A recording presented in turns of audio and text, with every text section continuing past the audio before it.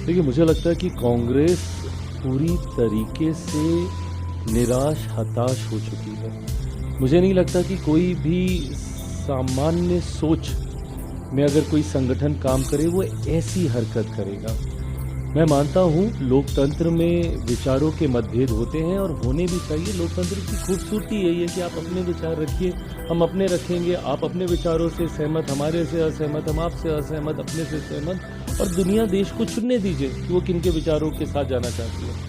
पिछले 3 लोकसभा के चुनाव में तो देश की जनता ने स्पष्ट तौर से, और विभिन्न राज्यों के चुनाव में भी देश की जनता ने स्पष्ट तौर से परिणामों में दर्शाया कि वो मौजूदा प्रधानमंत्री नरेंद्र मोदी जी के नेतृत्व में उनके विचारों के साथ देश को विकसित भारत बनते हुए देखना चाहती है। पर ऐसे में तकलीफ तब होती है जब कांग्रेस, आप लड़िए ना जितना लड़ना है, चुनावों में लड़िए, एक दूसरे के सामने चुनावों में आप अपनी बातों को रखिए, सदन में लड़ लीजिए भैया। सदन में, लोकसभा के अंदर आप सदन को चलने नहीं दे रहे, पार्लियामेंट को आप फंक्शन नहीं करने दे रहे, वहां तक भी ठीक है, बर्दाश्त किया।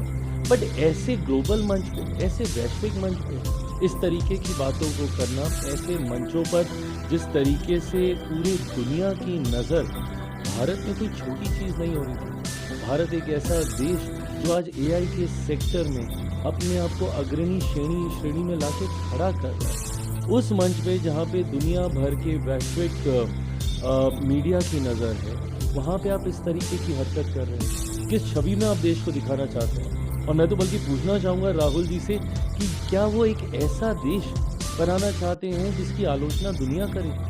आज जब ये एआई समिट हो रहा है, जब दुनिया तारीफ कर रही है, आप मुझे बताइए, एक से एक देशों के राष्ट्रीय अध्यक्ष यहाँ पे मौजूद हैं। उन्होंने भारत के बारे में इतनी बढ़ चढ़ के बातें की, भारत की तकनीक को लेकर, और आप उस मंच पर भारत को क्रिटिसाइज कर रहे हैं। क्रिटिसाइज आपने पहले भी किया था।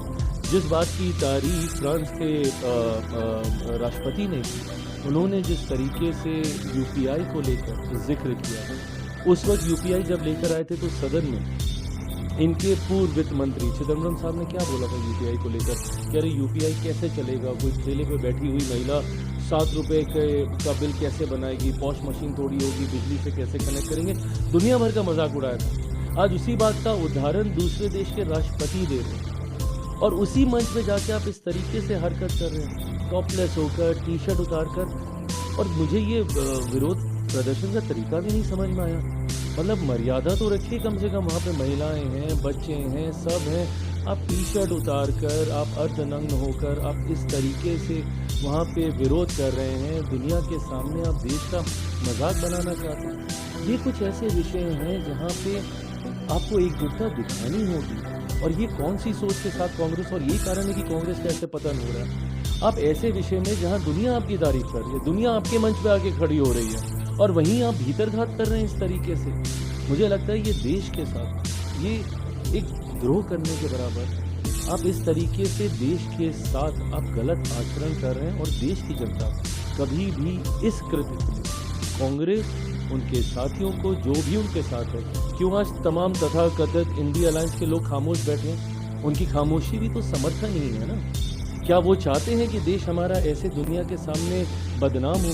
आज हम लोग देश में हर सेक्टर में एक नई पहचान बनाने जा रहे हैं। विश्व अपने बाजार हमारे लिए खोल रहा है, एफटीएज हो रहे हैं, ईयू जैसे ईयू के साथ, यूरोपियन यूनियन, यहाँ पे एक साथ 27 देशों के साथ हम लोग एफटीए कर रहे हैं, ट्रेड एग्रीमेंट और देशों के साथ हो रहे हैं। इनके बाद में जहाँ वैश्विक बाजार हमारे लिए खुल रहे हैं, वहीं दुनिया भर के लोग भारत आना चाहते हैं, भारत को एज अ डेस्टिनेशन देखते हैं।